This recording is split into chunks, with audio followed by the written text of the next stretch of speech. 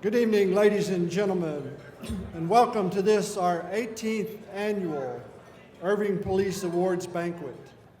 Please stand with me for the presentation of colors by the Irving Police Department Honor Guard and the national anthem performed by Kelsey Solis, which, by the way, is the daughter of Irving Police Officer Rosario Solis.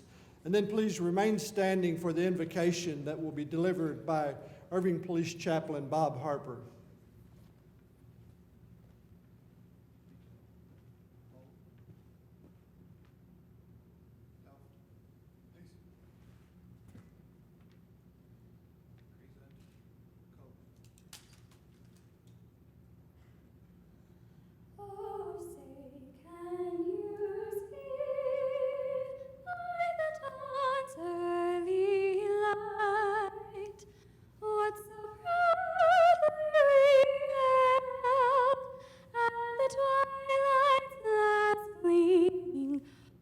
Stripes and bright stars through the perilous flood of the ramparts we watched, were so gallantly streaming, and the rocket's red glare upon spurs gave proof through the night that our flag was still there.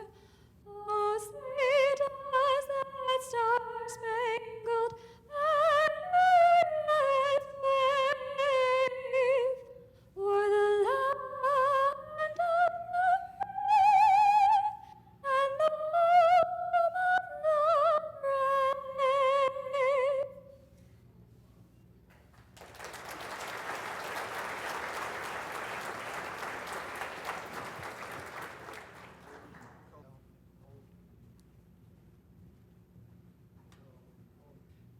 They say that our lives are like a coin. You can spend it however you want to spend it, but it can only be spent one time. Let's pray. God, for that reason, we're here tonight to rejoice with those that are being honored because they chose to live their lives wisely. So, Father, help us to enjoy that tonight, and might that be a challenge and an encouragement to us to do likewise.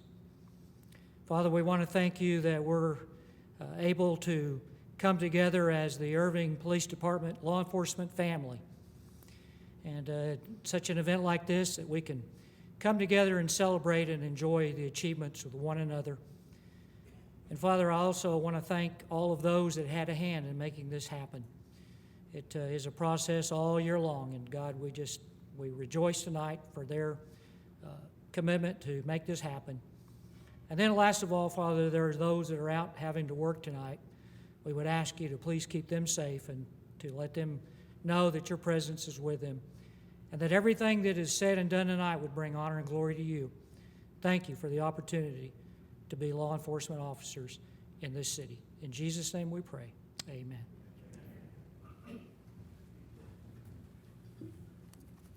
Thank you, Chaplain Harper. You can be seated.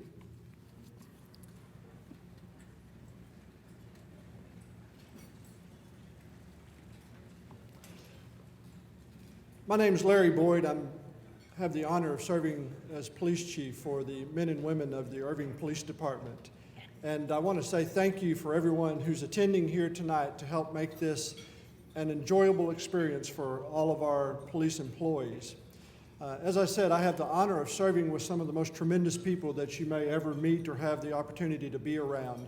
And each and every one of them has the desire every day to give their best effort to serve our community.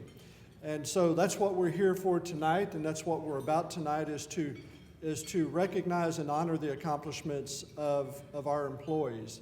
And of course, it is our police officers who serve in a variety of ways, but it's not just our police officers, it's our dispatchers, it's our detention staff, it's our Family Advocacy Center personnel, it is our records personnel. It is people like, as I left the building earlier today, who were going about very busily making sure that we all get paid, and that's very important too. But it's a lot of people who do a great job every single day. And I know that as a community that we recognize, support, and appreciate the work of our employees. So I want to start off tonight just by giving us all an opportunity.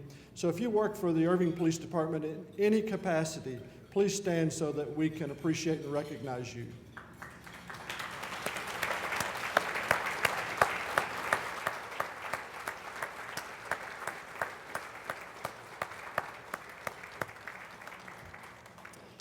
Thank you. We have several prominent members of the community attending tonight that I would like to recognize. First, we have representatives from the Irving School District joining us tonight. Please stand when I call your name and we'll recognize you all together.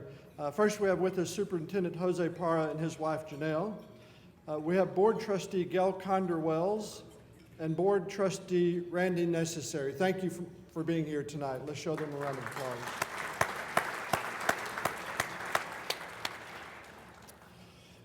Without the unwavering support of our city council and our city management, we cannot attain our goals and deliver the exceptional services year after year that our residents appreciate and deserve. Please help me welcome those members of the city council and city management who are joining us here tonight. First, we have Mayor Pro Tem Gerald Ferris and his wife Karen.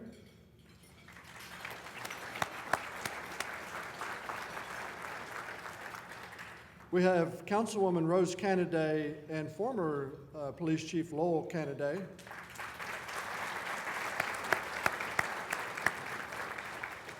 We have Councilman Dennis Webb and his wife Lydia.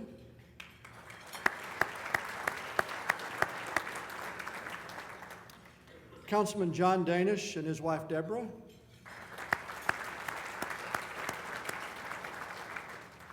Interim City Manager Steve McCullough.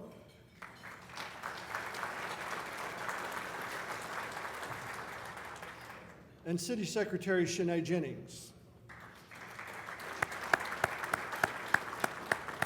I didn't see Shanae, but she's not very tall. She might have stood up. In addition, I would like to recognize who we have with us tonight. Grand Prairie City Councilman Jeff Copeland, who is joining us tonight as an auctioneer.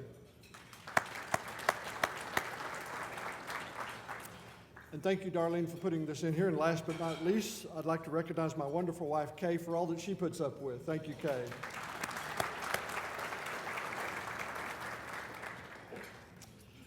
Now, I'd like to remind you to be sure and purchase your raffle tickets for a chance to win the 32-inch LCD HD television or the diamond, and no one told me how to pronounce this, amethyst, I think is the way you say that, diamond amethyst ring valued at $650. Both of those you can purchase raffle tickets for.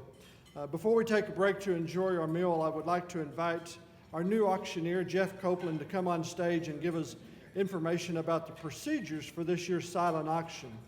While he's on the way to the stage, let me give you a little background on Mr. Copeland. Jeff Copeland is a Grand Prairie City Council member and president of Federal Title. For over 7 years, Jeff has stayed active in his community by devoting numerous hours of his time as an auctioneer. And I know, Jeff, that being the city councilman in Grand Prairie, I have a lot of interaction with the Grand Prairie Police Chief, and he was telling me that he gave you some specific things on what to say about me. And I would recommend that you consider the fact that you're currently in my city and not his city before you say anything like that. But please help me welcome Jeff Copeland.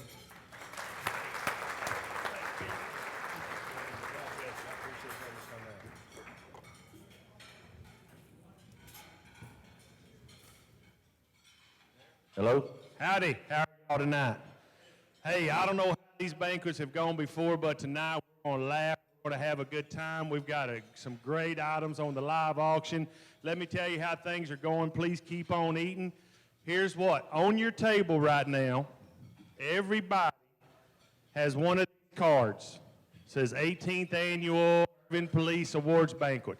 And it says heads or tails on it, okay? Now, what I want you to do, now, don't do it till you hear me out. I want everybody in this room to sign up on this deal, and it costs $20 to sign up, all right?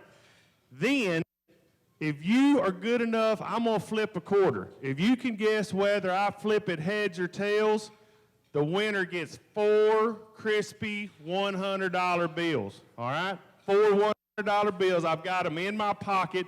If you guess right, heads or tails, I'm going to slap 4 Benjis on you right here on the stage. It's a $20 buy-in, all right? And then we're going to flip. I know that there's people here, we're raising money. Please, ma'am, I'm trying to talk. You can't get good help these days. I hope that wasn't my chocolate cake she dropped. We're raising money for the Irving Advocacy Center. What an incredible cause to help victims of domestic abuse right in the city of Irving. Every one of these $20 is going to go right into that fund except for the $400 that I'm going to give you. So after we do dinner, everybody's going to stand up. We're going to play heads or tails. So please, please, please, we'll take a credit card from you on the way out. We'll take cash from you on the way out. You don't got to give $20 right now. Just put your name on there. We'll come by during the live auction and pick all those up. So please remember, heads or tails. If you can guess heads or tails, I'm giving you 4 $100 bills. Fair enough? All right, thank you, Jeff. Now we'll take a break to let you enjoy your meal and bid on your silent auction items. As you enjoy your meal, please pay attention to the PowerPoint presentation created by Officer Scott Bromley that will give recognition to our banquet sponsors and highlight the different divisions and sections of the police department. Our music this evening is being performed by Mr. Gilbert Ramirez. Thank you, and I'll be back in just a few minutes. All right, well, I hope you enjoyed that meal from the wonderful staff here at the Marriott. Now, as we get back into the program, I'd like you to know that the proceeds from this banquet, while it provides an opportunity for us to obviously pay our honor to our police officers and our employees, the proceeds from the banquet also go to support the Irving Police Department's Family Advocacy Center and the services that they offer to the community. Services such as family counseling, crime victims counseling, and we're able to continue these programs every year due in part to the generosity of our sponsors. So at this time, I would like to personally thank all of the sponsors for this year's banquet.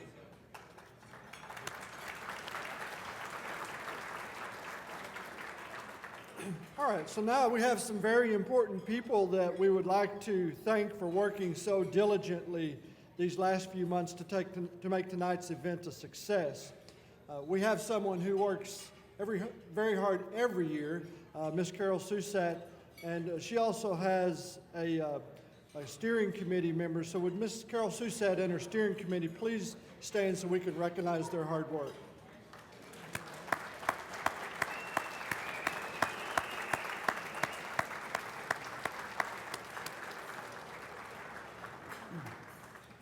Thank you so much.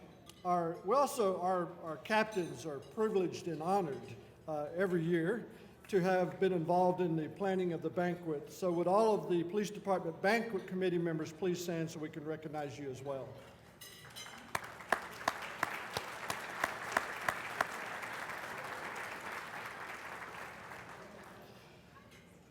Now, it's not in the script, but the person who writes this script is one who does a lot of work on all of this banquet, and so she's decided, probably because of all the work that she has to put into this, that she's going to retire at the end of May. And so I'm sorry that we drove her into retirement, but my office supervisor and secretary, Miss Darlene Jenkins, I'd like for her to stand and let's recognize her work.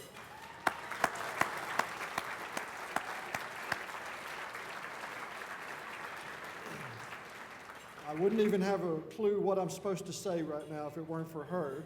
And all of y'all are free to try to put pressure on her not to retire. She's right back there, and talk her into staying. I understand she volunteered to continue to work on the committee, though. Is that right, Darlene? So you're on the spot now. Now, as we move into the awards part of our program, I want to bring our Master of Ceremonies up on stage.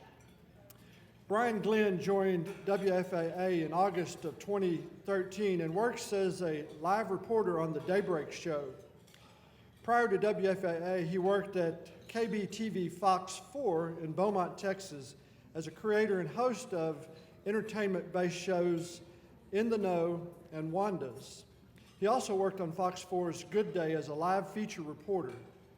After spending some time at KUBE 57 in Houston producing local content, Brian returned to KBTV to co-host Southeast Texas Live, an hour lifestyle-based program. Brian has always been very active in the communities that he has lived in, volunteering his time at organizations like Habitat for Humanity, Gift of Life, and the American Heart Association, just to name a few. He also enjoys hosting events and warns his attendees that if he hosts an awards banquet, it's open season for his jokes. Brian earned a Press Club Award from the Southeast Texas Press Club in 2013 for his documentary called Behind the Moves, which was based off the hit movie Magic Mike. His career, that could be interesting. I've never seen that show, but maybe we'll hear about his documentary. His career has led him to cover topics like American Idol, NASCAR races, NHRA, AMA Supercross, South by Southwest Music Festival, movie premieres, and natural disasters. Brian is a native of Southeast Texas, but is proud to call North Texas home now. He has a wife and 3 children, and despite being from the Houston area, he has been known to say, "Go Cowboys." Ladies and gentlemen, please help me welcome your Master of Ceremonies, Mr. Brian Glenn. Welcome. Thank you. All right, well, thank you for that great introduction. There's 2 things I can promise you I'm not going to do today. When I told people at work and friends, hey, I'm going to MC this event for Irving Police Department, they said, oh, you've got all kinds of jokes about police officers. Yeah, I have a few, but that's not going to happen because you guys have guns and the right to do this. It's just not going to happen. The other thing's not going to happen is I'm not going to do any Magic Mike impersonations or anything like that. So there will be no dancing. I mean, of course, you guys are more than welcome to do it, but I'm not going to do it. But I am very happy to be here. Like, this is something that I was really looking forward to for a couple months. And what I want to do, just from the get-go, since we live in kind of a social media society, everybody get your phones out real quick. Get your phone out, and let's log on to Facebook, if you would. You're probably already on it anyway, because after the first 30 seconds, this guy looks like an idiot. Let me go ahead and check in. Let's go on to Facebook and check in to the Las Colinas Marriott, and that you're at this banquet, and that you're having a good time. Let's let the world know what we're doing today, celebrating the men and women of law enforcement here in our community and the great things they do every day. So I'm doing it right now. If you just give me a second. You got your phones out? Everybody, make some noise if you're doing it right now, just so I know. There you go. And go on Twitter as well. All right, checking in right now. Boom, we're here. All right, and then great and in fashion as well, not to imitate Ellen at all, but I want to do a selfie. I'm going to post this up on our Twitter site for WFAA. So if I can get a few officers, get some people that sit in front, can we bring up the house lights just a tad? Is that possible? No? Guess it's not? No? Let's go. Let's do that. All right. Let's do it right here. We'll break Ellen's record. Yeah, we're gonna break Ellen's record. We may fall short just a little bit. Yeah. Oh, we got the lights in our eyes though. Let's do 1, 2, 3. What's that? There we go. All right, we got that out of the way. Thank you very much. No, it is great to be here, and I feel protected. A lot of guns in the house. You know, I'm not a gun owner. I should be, because I just moved into Uptown.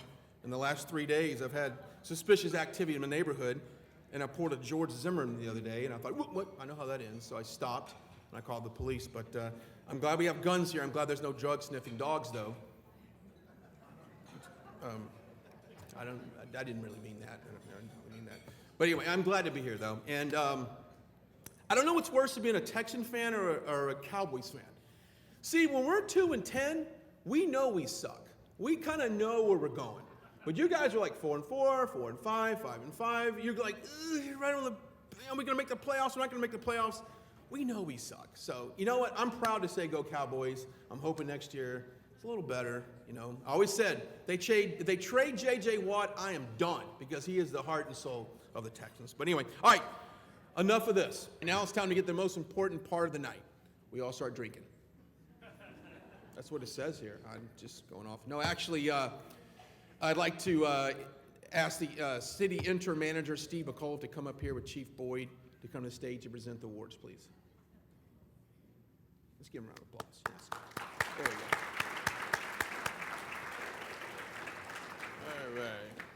All right. Let's get the most important thing of the award tonight. The first is the Chiefs Unit Award. A Chiefs Unit Award has been designed to recognize units for sections of the department whose efforts as a team distinguish themselves in crime fighting, critical project management, or community service areas. In 2013, one group stood out in all these areas, and they will be recognized tonight. The Family Advocacy Center and Multidisciplinary Team, which is comprised of Domestic Violence Unit, the Counseling Section, and the Victim Services Section, was nominated for the Chiefs Unit Award for positive impact they had made in so many people's lives throughout the hard work and dedication to their positions. The Domestic Violence Unit is comprised of investigators working in 3 different sections: domestic violence, child abuse, youth services. The domestic violence investigators, Sam Todd, Jerry Sanford, Richard Chewing, and Jason McGuire, maintain a clearance rate of over 85% and file more cases than any other agency in Dallas County except for the city of Dallas. The child abuse detectives, Stephen Lee and Kim Vanderven, conduct more forensic interviews than any department outside Dallas itself. Because of their dedication, they have a 90% conviction rate, and they present prosecution for an average sentence of 20 years plus in prison. These investigators have received recognition from the Dallas Children's Advocacy Center and the Dallas County District Attorney's Office for their efforts. The youth services investigators, Rodney Bergeon, yep, Tim Borman, and volunteer Carol Suzat, it was just handwritten on there. Runaways and missing persons. They also coordinate and teach the department's first offender program entitled Families for Change, the Juvenile Intervention Program, and the Family Intervention Program. The first offender program has shown an 85% success rate in its first 5 years. This means that 85% of youths have qualified for the program since inception, has not been arrested again. I didn't fit in that category. I was arrested several times, by the way. Just saying. That wasn't on the sheet, but I'm just saying that word. And not been arrested again. This compares to over 60% of the youths that did not qualify for the program that were arrested again for other offenses. Now, the counseling section employs Douglas Cheatham, Mildred Betancourt, Gwen Bain, and Ida Lee Bear supervise university interns and develop weekly training, counsels with clients, provide crisis intervention, and offer psychotherapeutic and psychoeducational services. During 2013, the counseling section saw 1,193 unique clients and conducted 3,744 individual appointments and 2,733 group appointments for their clients. Now, the victim services section, including Heather Caval, Amanda Rendon Oliveras, Karina Espinoza, Elisa Hernandez, and Josh Morello, contact victims of violent criminal offenses, including domestic-related offenses, and provide crisis counseling and emotional support and information on the criminal justice process. In addition, they assist with filing crime victims' compensations and paperwork. They collaborate with officers and community agencies to meet victims' needs. During the 2013, these employees assisted 2,626 victims.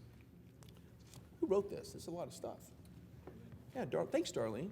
This is good. I learned a lot. The entire multidisciplinary team is supported by the administrative assistants Angelica Campbell, Yolanda Milano, and Shanika, boy, I'm going to butcher this name, Porfoy? Hey, close. Their people skills help each person feel welcomed and feel that they're important. They coordinate the different types of investigations and appointments. They also work with Child Protection Services and the Dallas Children's Advocacy Center to assist when necessary. These employees include their supervisor, Sergeant Jim Sears, accomplish each other's tasks with pride that a good job has been done. The satisfaction is fairness and truth, and the reasons the Family Advocacy Center and disciplinary team has been selected as a 2013's Chief Unit Award. Congratulations. Now, will the following supervisors of the Family Advocacy Center and multidisciplinary team please come to the stage to receive the Chief Unit Award? Lieutenant Stefan Granberry, Sergeant Jim Sears, Victim Services Coordinator Heather Caval, and Counseling Services Manager Douglas Cheatham.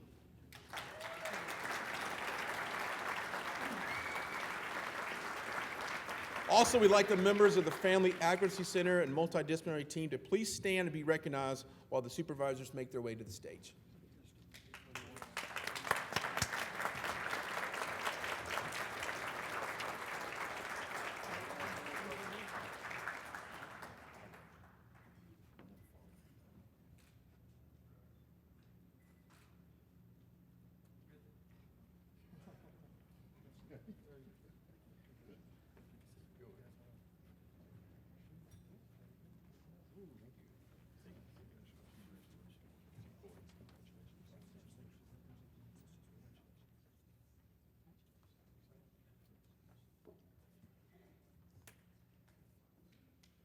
That's great.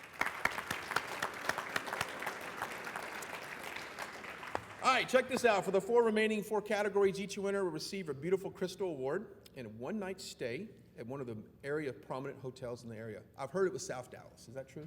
The hotels down in South Dallas? Okay. That's what it says, 202. All right, first award we have for the Civilian of the Year. Would George Zimmerman please come to the stage? I don't know why I keep thinking, I know it's bad. Too soon. Different category. All right, there are 160 civilian employees in the police department who support the work of police officers, and they serve an integral part of the police department's team. In 2013, 5 employees were nominated for the honor of Civilian Employee of the Year. The nominees are School Crossing Guard Supervisor Regina Rogers, Crime Analyst Cara Melander, Administrative Secretary Michelle Hawkins, Dispatchers Megan Doom and Michael Martinez. Let's give them a round of applause for those nominees. Yeah. I'm horrible with names, guys. When this is over, you guys can just throw your knives at me when this is done. So, growing up in Southeast Texas, it was a lot of Cajun influence, so you Babineaus and all that stuff. I'm pretty good with that. But here we go. All right, this year's winner was hired in November of 1997. Think you know who it is now?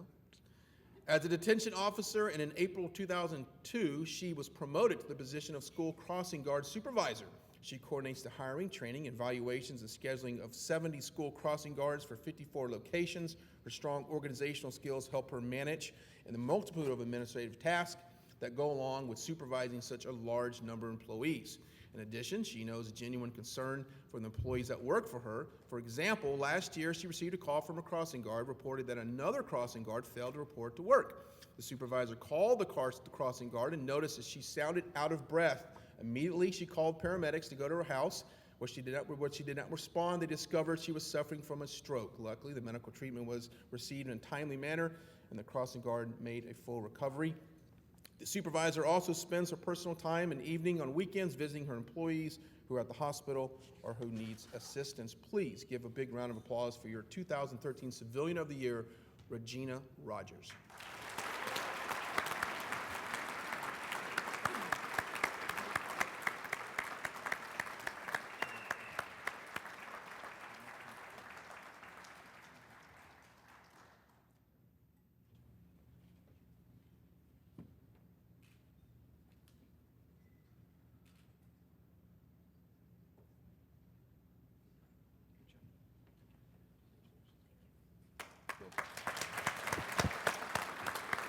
All right, here comes the time for the award for Supervisor of the Year. Now, supervisors' abilities to challenge officers, lead by example, and build a team spirit is essential to any organization. There are over 60 sworn supervisory positions in the police department, and the following supervisor has distinguished himself. Oh, it's a guy, so now we know that. As a leader. See, I try to figure this stuff out too, because I don't know who anybody is right here. I want to try to see who's going to win this thing. As a true leader in his department, in 2013, the Supervisor of the Year was hired in June of 1997 and promoted to the rank of Sergeant in February 2008. He was nominated by the officers in his unit for his exceptional leadership skills. This sergeant was selected to lead the Beltline Northgate Initiative, or BNI unit, in April 2012. During the 2013 calendar year, the BNI unit was nationally recognized by the National Night Out organization and received an award for outstanding participation for having over 3,500 people and attending the city's of Irving's largest national night out ever. During the 18-month period, the BNI unit made 530 arrests. Calls for service decreased 34%, and 967 fewer calls than the overall crime rate decreased 28.2, with 108 fewer offenses. In October 2013, the BNI switched their focus to the southwest portion of Irving and were renamed the Problem Solving Unit, or the PSU. During the first 3 months of their new assignment, the unit had already seen a 5.75 decrease in calls for service and a 12% decrease in the crime rate overall. This supervisor's leadership and willingness to lead other officers in the BNI and PSU units have been beyond normal work expectations. He adjusted the work days and work hours and encouraged some proactive, non-traditional police practices in solving quality of life issues and concerns that families had within their area of responsibilities. The success of both the Beltline Northgate Initiative and the Problem Solving Unit are a direct reflection of the leadership that this sergeant has shown and the willingness of officers wanting to perform exceptional levels for him. A nominating memo from Problem Solving Unit quoted a statement made by Theodore Roosevelt that reads, "People ask the difference between a leader and a boss. A leader works in the open, a boss in covert. The leader leads and the boss drives." The members of the Problem Solving Unit believe that this sergeant has worked in the open with them and has had successful reason why they have been so successful. Therefore, please join me congratulating the 2013 Supervisor of the Year, Sergeant Michael Saber.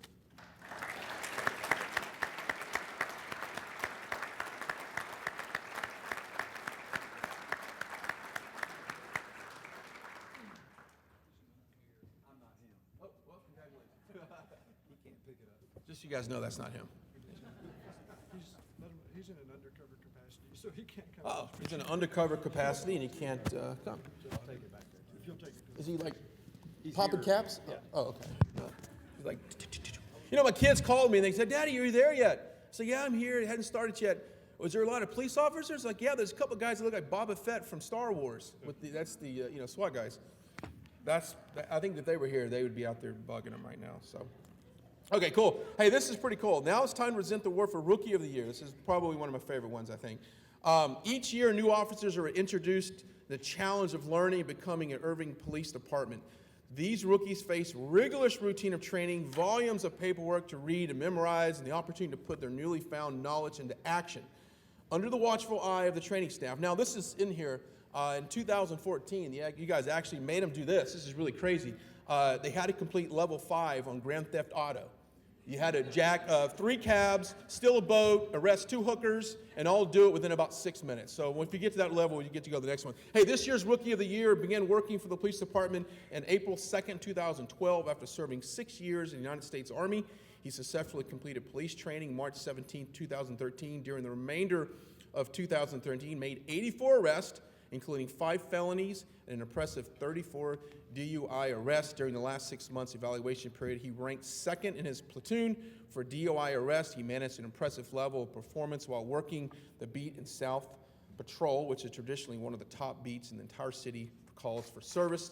During the same period, he completed 179 investigations and handled 1,817 calls for service. He made 480 traffic stops. He also received 3 supervisor awards, including 1 for his role in apprehending an aggravated robbery suspect. His supervisors say that he's enthusiastic, professional, courteous, and exercises sound judgment on most of his recent evaluations. His sergeant said that he communicates well with coworkers and citizens alike, further noting that he shows up and does respect for everyone he encounters. Please join me in recognizing the 2013 Rookie of the Year, Chris Qua.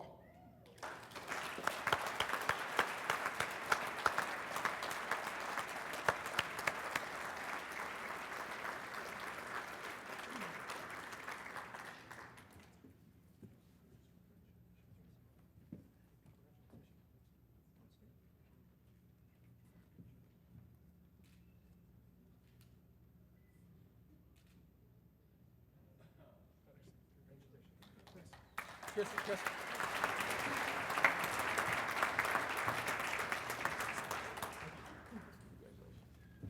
All right. Now the most prestigious award given at this banquet is that of the Officer of the Year. Oh, is everybody nervous? I'm kind of nervous. Selected by his peers, this officer is recognized for exceptional acts of bravery, commitment to assignment, or giving their personal time to community service. These officers don't begin the year planning for such recognition, but commit to doing the best job year after year to ensure the safety and well-being of our city. For 2013, 4 officers were nominated for this honor. The nominees are Officer Chris Waldrum, Investigator Kevin Berkelow, Officer Kyle Chasm, and Investigator James Vinali. Let's give them a round of applause for our nominees. All right, here we go. The 2013 Officer of the Year was hired in July of 2000. He worked in the patrol division until September 2008, when he was transferred to the Criminal Investigation Division and assigned to burglary section. During a 9-month period, this investigator was assigned to several high-profile burglary cases, including 6 businesses burglaries that occurred at the Indian Asian restaurants and stores, 5 residential burglaries in the Valley Ranch area, and 2 burglaries at the Vision Centers in Valley Ranch area. Due to this investigator's initiative and strategies and tenacity, suspects were identified and arrested, which cleared not only the Irving cases, but cases in McKinney, Plano, Richardson, and Houston. The nomination memo for this investigator stated, quote, "This investigator has developed an initiative and unique investigative techniques that take advantage of current technology as well as old-fashioned shoe leather police work. He has established contacts within surrounding agencies through these resources and identified criminal enterprises that are involved, local gangs as well as traveling groups, who has targeted specific types of victim. He has used cell phone technology to create strategies to identify the plot travel patterns of the known offenders. Using these strategies, he has been able to pinpoint burglary suspects to specific offenses. He has become proficient enough to using these technologies. He's begun to teach other detectives, has even been requested by the state's top law enforcement to assist with cases. The scope of his investigation served the city of Irving and residents at the same time, recognizing that criminal entrepreneurs do not know city limits. He has followed suspects as far as Houston to recover property stolen in Irving. Suspects have traveled to Florida to try to find themselves beyond the reach. Nope, didn't do that. He went out there and got him as well. This detective displays a character of traits of a police detective and the pride and honor of the tradition of the Irving Police Department. Ladies and gentlemen, please welcome your 2013 Officer of the Year, Kevin Burklow. That's there, right?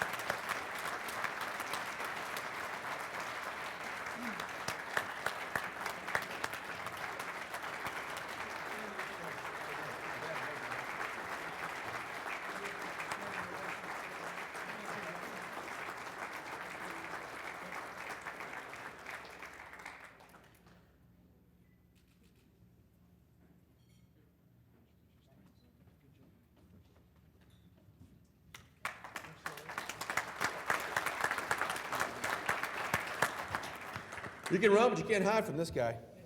He's gonna get you. You crack down the door. For some reason, I just want that happen just one time. I should have bid on that ride with the SWAT team.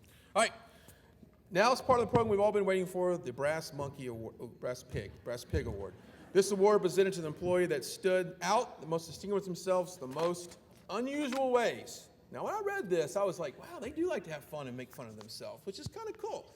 Like I told you earlier, I'm not going to make fun of police officers at all because I respect, and you guys got guns, and you can do this right here. But, the past awards have won this confident award in the following manner. A Navy SEAL trained lieutenant capsizing his canoe. That was a good one. Patrol sergeant for using road spikes to flatten the tires of his own officers. That's pretty funny. A patrol officer who heard a scream on the other side of the door, kicked it down, not only to find a screaming parrot, and the owner said the parrot was in a compromising position. So, a police captain and lieutenant, this is my favorite actually. A police captain and lieutenant who were en route to Austin for training stopped to get some gas in their city vehicle, each thinking the other one paid for gas. They got the gas, they left. Basically, they stole some gas. So, now for this year's Brass Pig winner, can I please have Sergeant Kevin Denny come to the stage to explain the circumstances of how this officer became the next Brass Pig winner.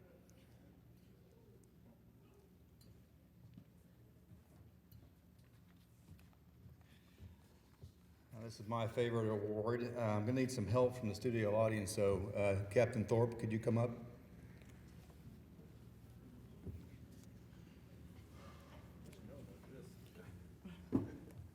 You want to hold my radio? No, I don't want to hold your radio. Okay, this one's called From the Police Files. This is the MetLife blimp incident. The Byron Nelson Golf Classic is a wonderful event, both as a golf spectator and as a police officer working security. During this week in May 2013, it was also a great springtime weather, moderate temperatures, clear skies, and a light breeze. Although there are 4 days at the end of the week which make up the tournament. Where are you going? I gotta get a prop. Okay. This is what I was doing when you bugged me. There we go. We'll set the scene. So as far as security goes, there's a gradual lead up during the week from a very relaxed atmosphere the first few days to a busy, crowded environment during the final weekend. The police command post is one of the busier places to be during the tournament because it's basically the nerve center for security operations and is always manned by a police officer, usually the ranking officer and a radio dispatcher. For those of you who haven't seen the command post, it's basically a raised platform behind the second tee box close to the pavilion tent where officers go to check in and out of service. At the beginning of the week, unlike the end, it's a very busy place. It's a very boring place at the beginning of the week. And so it was that on this particular Tuesday, Captain John Thorpe was manning the police command post.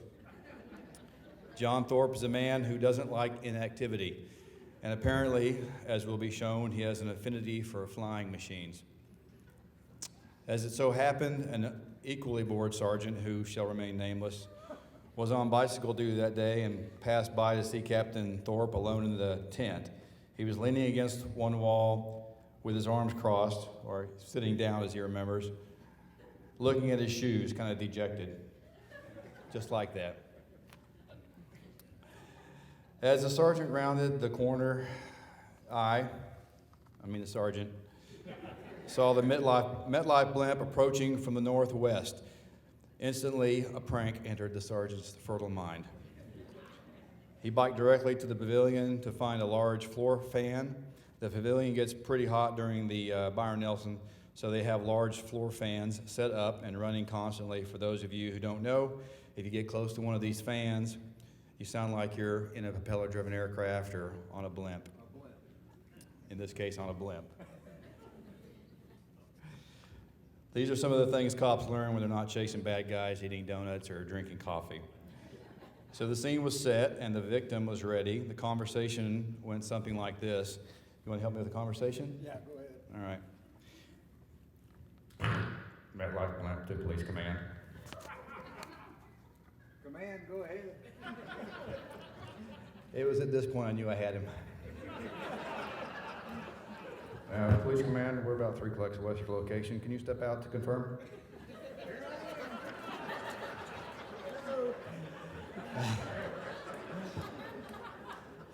So he's waving furiously like that, and I thought, is he really waving? And I had to give it one more shot on the radio, though. I go, 10-4, sir, do you mind stepping out and giving us a wave, and just to make sure?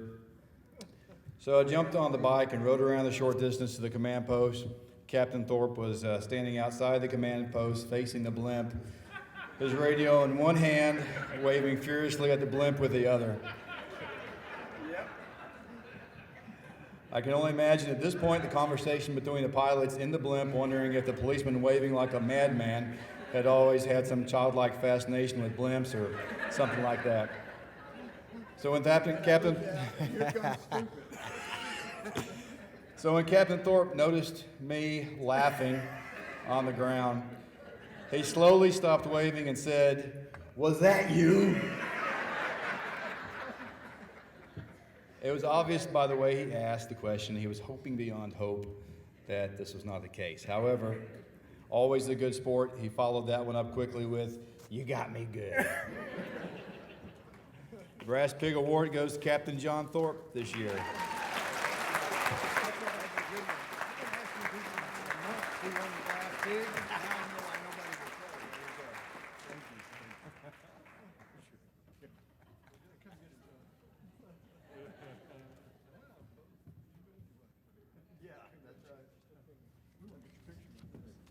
We're probably the only husband and wife winners at the Irving Police Department. Keep pointed out.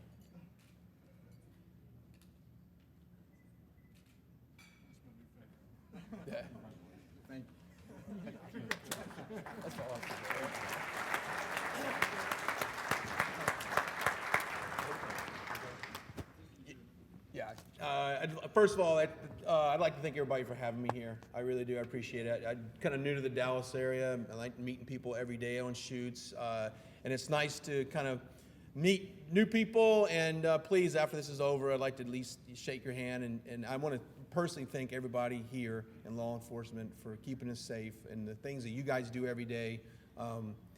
That makes a difference in the world. And so I just want to say, applaud for yourself. I appreciate it. I'm honored to be up here, and I'm going to turn it back over to him. Thank you.